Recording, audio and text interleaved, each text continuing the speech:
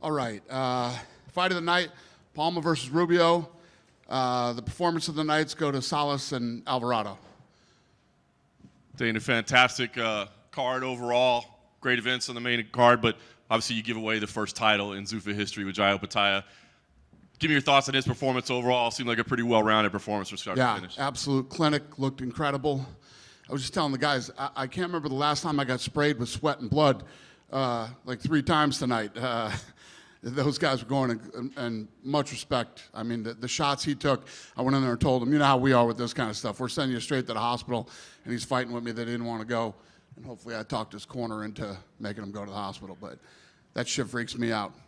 There was a lot of discussion about the referee's involvement in the fight. Yeah. What did you think about that? I don't want you to sit up here and bang on the commission already this early, but I think that Nevada's always been looked at as the best for referees and stuff like that because they got the most work. They don't get a lot of work anymore, but we're going to change that. I thought the ref was way too involved in the fight than he should have been. So it's a great accomplishment for Jai, obviously winning this inaugural belt, but it comes with some controversy, right? Like he loses the IBF title in the process. Weird story this week. We touched on it a little bit last night, but I mean, what are your thoughts on this? They initially say they're going to support it, and they withdraw support of it this week leading up to it. Bizarre situation. What are your thoughts on it? Yeah, I mean, there's no doubt that he's the best in the world, and he paid his sanctioning fees. They flew a guy out here, and then saying they were disrespected at the press conference. The belt was in front of him the entire time, and he held it in his hand when he did the face-off. The Zuffa belt was in the middle because nobody had it. He had the other 2 belts, and they were fighting for that one. So I know you said these sanctioning bodies are kind of doing your job for you. Do you think that people are starting to see, maybe the ridiculousness of some of the sanctioning fees and their decision to just pull? The fact that you're asking me that means that that's exactly what you guys think too. I mean, it's pretty clear what they're doing and what's going on, and I see lawsuits coming. That's what I see. Yeah. Well, afterwards, Jai said, "Listen, I do want to be undisputed." So, what does that mean to you? Like, can you work with these sanctions? Well, he wanted this. He wanted to fight for the belt. I mean, when you think about it, the guy has. I think he's fought for the IBF title like 11 times or something like that. He's defended it, broke his jaw in 2 places one time, and finished the fight. And that's the way they're going to do it. It's very, very odd and very unprofessional. Yeah. So we'll see how this thing plays out. I know you said to wait a year to judge you, to see where you stand in your evolution on this, but I mean, this was a historic night with an inaugural belt. Where do you feel like you've made progress after just 4 events compared to where you thought you'd be? Well, I think we're going to get better every single fight, and then I keep telling you every time I come to we now have 22 television deals in 88 countries. So every time I come back in front of you, and do another press conference, we have more countries, we have more TV deals. And when you think about for these fighters to be able to get the exposure that they're going to get under Zuffa Boxing, it's just, we're 4 fights in and we're second to literally none. I believe you have the top 4 boxing gates here in Apex history as well, the venue record. But we do keep breaking the merch record. Yeah? The merch record keeps getting broken. Yeah, we keep breaking the Apex merch record. Well, I want to ask you, because the atmosphere in there was pretty spectacular. I just want to ask, from both an MMA perspective and a boxing perspective, like where the venue stands in terms of growth. It sounds like maybe it's even going to get bigger and more expansion. Like, what's going on with the Apex? Yeah, well, the expansion will be done here. I mean, have you guys seen the bathrooms? I mean, we had porta potties here like 8 months ago. You know what I mean? The bathrooms look like you're at Red Rock now. The food, we have a real ticket box office outside, expanded the parking, and the total expansion should be done around May. But when you walk in that front area where we do the press conferences, that's all going to get blown out, and that'll be more seats. We're putting another skybox up top, so there'll be like 1,100 to 1,300 people in here when we're done with the expansion. But we have some announcements coming out, about Zuffa Boxing, and we will be traveling around and doing things this year. Fantastic. The last thing I wanted to ask you, kind of joked last night when we were talking about Tom Aspinall, you checked in with Eddie Hearn, but just curious what your thoughts are about Eddie Hearn getting into managing and going after Tom Aspinall, and does that make relationships difficult? It's like a rival promoter plus a manager. Is he a rival promoter? He's another I haven't promoter. seen a fucking rival anything from Eddie Hearn or any of these other guys. He's a manager now. Who gives a shit? We deal with lots of different people. I wouldn't call Eddie Hearn a rival anything. Dana, going back to He's a manager. There's a fucking million of them, and we deal with them all. And, have you ever heard, us having problems with dealing with a manager?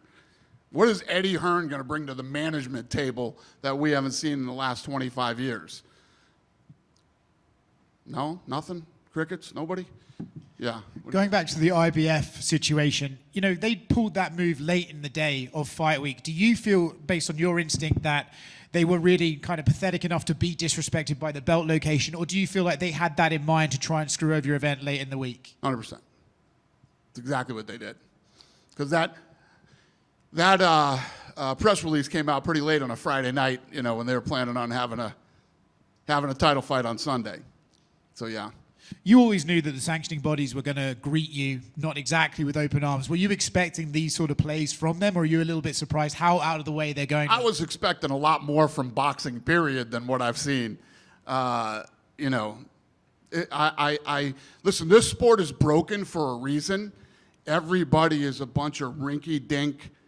I mean, it's the most fucking rinky-dink thing that I have ever seen in my life. I don't know why I expected more from any of these people, but boy, let me tell you what, shit's about to get good.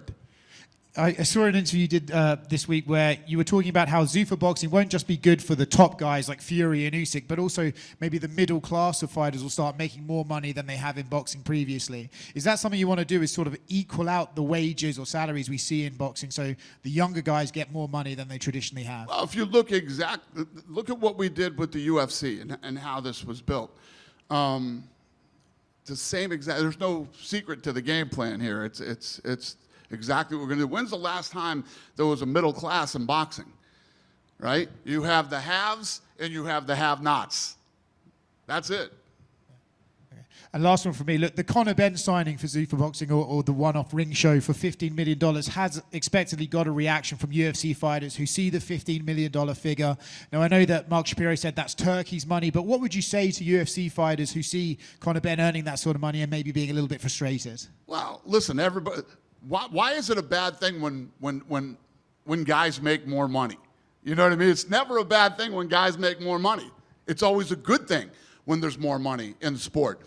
And since 2001, fighter pay has gone like this nonstop. Obviously, we just got a great television rights deal. I promise you that fighter pay is going to be just fine over the next 7 years. Dana, it seemed like you guys were trying to find a working solution with the IBF in this case. Now that this has happened, is this the final straw for you? Are you done with the sanctioning bodies? Well, my goal is whatever fighter comes in here, whoever we end up signing, before I ever got into the game, these kids had, goals and dreams and ambitions, that things they wanted to accomplish in boxing. And we want to help them with that. We don't want to hurt anybody. We want to help them. And obviously, if it meant working with sanctioning organizations, Jai wanted to do this. He paid his sanctioning, paid his fee. Their boy flew over here and got his per diem and then jumped back on a fucking plane and flew back. I mean, we did everything that you're supposed to do. So we'll see how it plays out. It'll be on a case-by-case basis. Okay, and last time, since we were here, you've signed Conor Benn. Are there some other big signings coming in the next few weeks that you can talk about? I'm going to sign everybody that we think has the potential to be a world champion or that is potentially the best in the world. Shakur Stevenson and Alexander Usyk, are they on that list? Do you consider him to be one of the best in the world and could, yeah. I'm going to fucking sign everybody. Everybody. And we're gonna end up doing more fights this year. I mean, this year this has been such a joke coming into this business, and these people are so unsophisticated and so bad at what they do. We might actually be doing 44 fights this year, just like the UFC. I heard Hot Rod and Umar Zambakov will be in July for the light heavyweight Zuffa title. Is that true? We'll announce it when it's ready. Okay, thank you so much. Dana, front Yep. right here. Other side right here. Yep. I don't know if you saw, but this morning, Jon Jones went on a bit of a Twitter tirade, and then he ended up deleting them. Have you seen his comments? No. Or he basically very heavily pushed back on you, saying that there were no negotiations. And then I never said there were no negotiations. I never said that. I said, were they talking to Jon Jones? They talked to everybody. Everybody was talked to. Not one word of what I said was not true about the whole Jon Jones thing. And how many times have I sat up here and said, he's not fighting at the White House? No. And have you guys not all seen the video of the dude with the meta glasses on when he didn't know he was being filmed, telling them that his hips are fucking shot and he needs hip replacement? Did you not see the videos of him running on the flag football game? And what did I say that wasn't true? It was all true. And you guys all bust my balls about how much I love Jon Jones. And John's the greatest of all time. No way in hell Jon Jones is going to be booked for the White House card. Wasn't going to happen. But the matchmakers were out talking to everybody, seeing what was possible, and they brought me every possible fight that could be made. Dana, just going off that to your right, and the White House card, there's a lot of reporting out of Spain today saying that it was going to be Ilia Topuria and Islam Makhachev, and that fight fell apart That's on not true. Friday. Well, Justin Gaethje also said he was told Thursday he wasn't on the card, and then on Friday he was. That is true. So what happened with Islam, I guess, because you know how fans are, a lot of them. That's now not true, thinking- I said. Sure. So It was never Islam versus Ilia. Topuria, yeah. So anyone who thinks Islam ducked this fight or anything like that, Yeah. it's all incorrect. Don't worry about what fights are being made. We announce which ones are made and which ones will be happening. I told you there were some weird circumstances. The reason that fight fell out, and it wasn't up on stage with Mick Hunter and Sean, it was that power slap that the fight fell apart that night. And then all the boys went back to the office and literally were there till 9 in the morning. And that's how Gaethje ended up on the card. When can we expect to see Islam Makhachev back? And Topuria wasn't originally supposed to be on the card either. Okay. So he got the call too. Gotcha. When can we expect to see Islam Makhachev back? I don't know. He's got some hand issues. I know that. I don't know how serious the hand issues are or how long that will keep him out. But yeah, he's injured. Thank you. Dana, right here, just one. Yep. You talked about hitting the road with Zuffa Boxing. Is one of those things the plan to take Callum Walsh back to Ireland? I know he's been wanting to fight back at home again, and obviously it seemed to be a great success when you took Callum last time prior to Zuffa Boxing.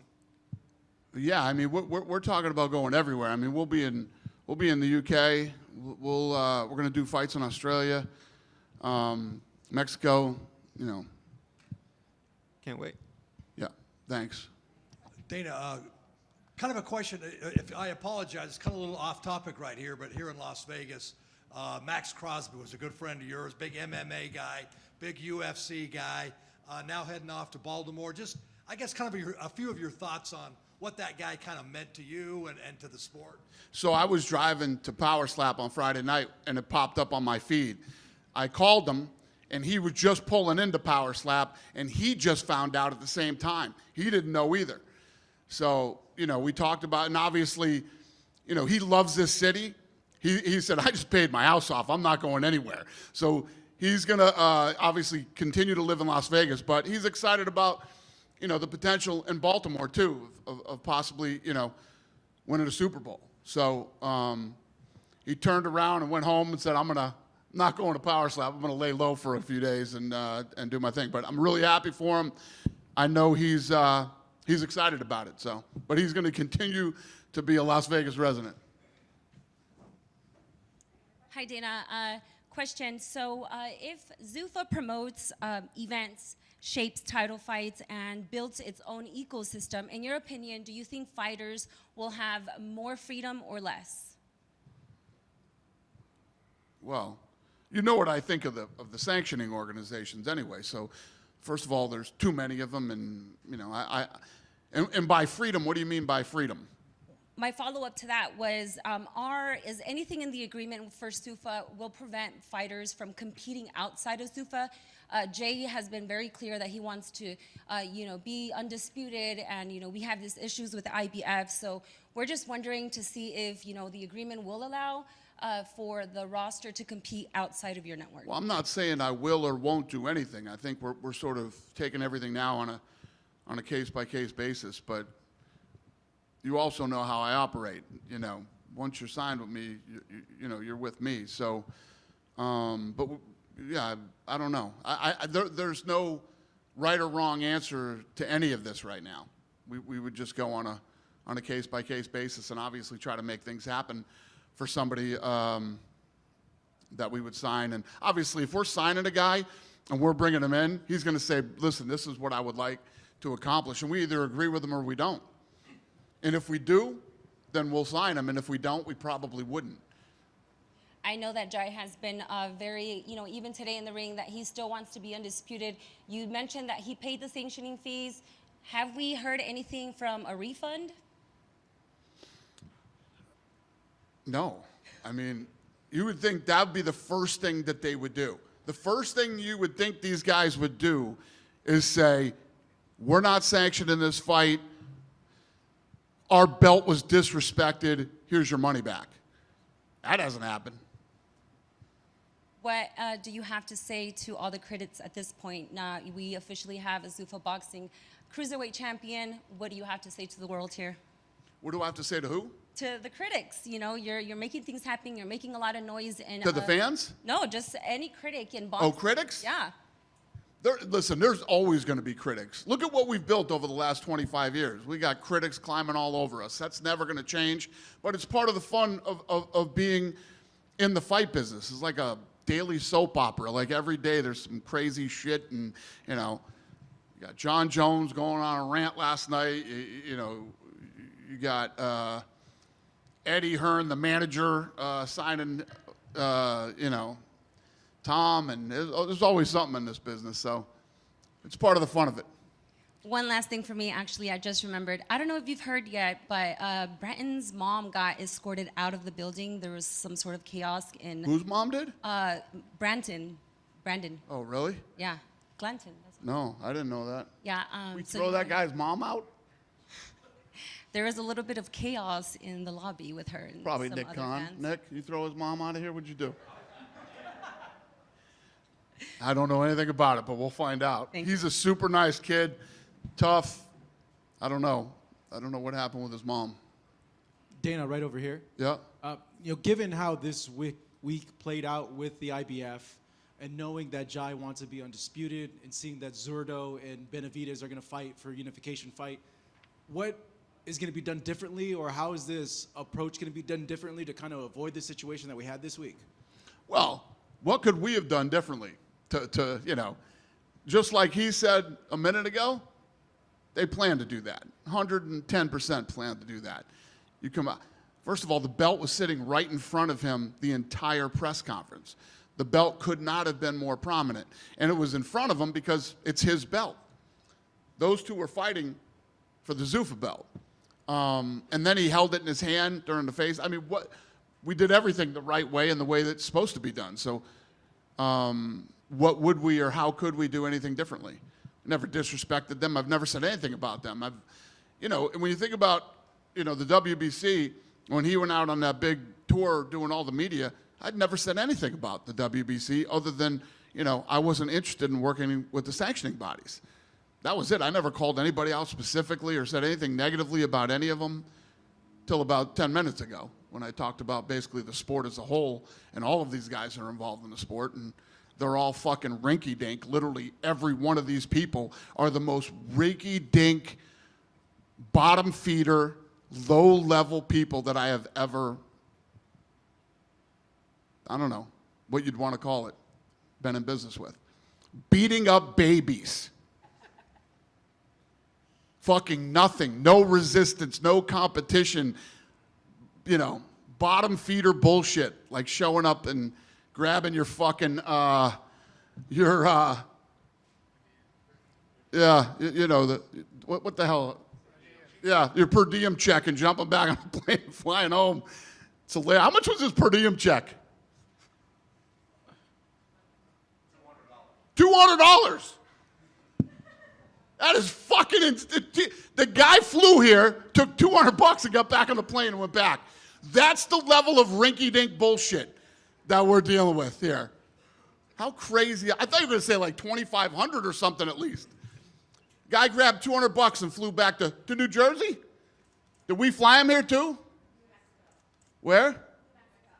New Mexico? Flew here for $200. Guys, this is the level of things we're dealing with here. Isn't that crazy? You done with me? Dana. No, Yeah. Dana. I have Just another one for you. one more quick one. Floyd Mayweather, Manny Pacquiao has announced that they're going to fight at the Sphere. Do you expect anyone from either their teams to reach out to see how you guys put it together? Because this will be the first major event since you guys put on that. Who's promoting it? Manny Pacquiao Promotions. Shit. I wonder who's paying for production. They're in for a big surprise. It is incredibly expensive. Yeah, it's interesting. Dana, I did have. They better call somebody to figure that out. Yeah, go ahead. Dana, right over here. I did have a follow-up question. Just throwing out just to get your response. I've seen fans online say like, hey, Zuffa belt, it's just another belt now. We have all these belts now, and it's the one thing that they're talking about, saying there's too many belts. They're adding a belt now. What would be your response to that? I would say that's ridiculous. So what we're doing is all the guys who fight for us, that will be the belt. There won't be any other belts. We'll have some situations where, Jai wanted to fight for the IBF, but this is all just getting started. We're 4 fights in. In 2-3 years, we'll see where we stand. My other one is on the weight. The writing is on the fucking wall. I mean, everybody can read it clearly now. And what I thought would be 2-3 years from now will be months. Months from now. My other one is on the weight classes. Is there, by chance, any movement to add a little bit more weight classes? Maybe some guys that don't fit in one weight class or another weight class? Not right now. I'm not saying never, but not right now. Dana, one back here. Just one from tonight. Pablo Rubio was in here earlier, and he talked about how events like the press conference kind of caught him by surprise because usually boxers in his stage of his career don't really get as much, promotion and just press behind him. So long term, do you think that's something that will also make Zuffa stand out, where we see guys in his stage of career get more opportunities to get put out there? Yeah, I mean, if you think about Jai, right, and where he sits and before tonight, right? And, Eddie Hearn was talking about, I never made, after he signed with us, I never made any money with that guy. And I told you guys, not his job. It's my job to make him and me as much money as we could possibly make it, right? And it's our job to promote him. Look at where this guy's been. Look at how he's been promoted since he signed with us. And yes, that will be the case with every guy. I mean, it's what we do with the UFC. It's what this machine does. So the answer is yes. But you knew that was the answer when you asked me that. Well, I just think it's neat that, some of these guys are at other shows really don't really get that much, press behind them. Yeah. I mean, when you think about what we've done with the UFC, we'll have the main event and the co-main event, but sometimes people talk more about some of the fights that are on the prelims and in the middle more than they do the co or main, or just as much as they do. So, like I said, it's been a long time since there was a middle class in boxing. Good? Hola, Hi. Ana. Yo solamente quiero preguntarte, a un par de meses de haber creado Zuffa Boxing ya tienes un campeón. ¿Cómo te sientes tú después de esta noche acerca de Zuffa Boxing? Just a few months after creating Zuffa Boxing and launching Zuffa Boxing, you already have a champion. How do you feel about the fact that you already have a champion in such a short period of time? Yeah, it's incredible. Like I said, everything is moving a lot faster than I expected it to, because I didn't really realize how bad all these people are that are involved in this sport, and how, like I said, I keep beating rinky-dink these people are. So it's happening much faster than I expected. Muy feliz con eso, justamente porque no esperaba lo cuánto de malo que son los otros que están involucrados con este deporte y cuánto malo están haciendo las cosas y cómo están haciendo las cosas nosotros muy fáciles. But at the same time, when you look at the state of the sport right now, I guess it makes sense. Y cuando mira cómo está el estado del boxeo en ese momento, creo que hace sentido lo que ha pasado. A pesar de tan poco tiempo, ¿es el mismo amor por Zuffa Boxing que por UFC? And with such a short period of time, does the passion for Zuffa Boxing the same as for the UFC? For you? What's the question? Even though it's a short period of time, just launched, is the passion for Zuffa Boxing that you have is the same passion that you have for the UFC? Yeah, so what I would say is my passion for all of it right now. You know, if you look at TKO as a whole and what we're trying to build, you know, we're way more than just a fight promoter. We are a sports media company. And yeah, I'm just as passionate as building all of it as I am the UFC. Diría que la pasión está por todo, no solo por el UFC o por Zuffa, pero si ves a TKO el grupo, estamos hablando de un conglomerado de media. O sea, mi pasión es por todo, no solo por Zuffa o UFC. Thank you, sir. Thank you. Dana, one more, if you don't mind. Down the road, can you ever see yourself working with Bob Arum or the Zone people or any of these guys to put the best fighters in the ring? I mean, not just down the road. What's the question? Could you ever see yourself, if fans and you yourself and all boxing fans and promoters, everybody wants to see the two best guys in the ring, can you ever see yourself down the road working with an Arum or a DAZN? Well, I'm 4 fights in. Imagine when I'm 44 fights in. We'll have all the best guys here. All the best guys are going to be here. We've done 4 events this year.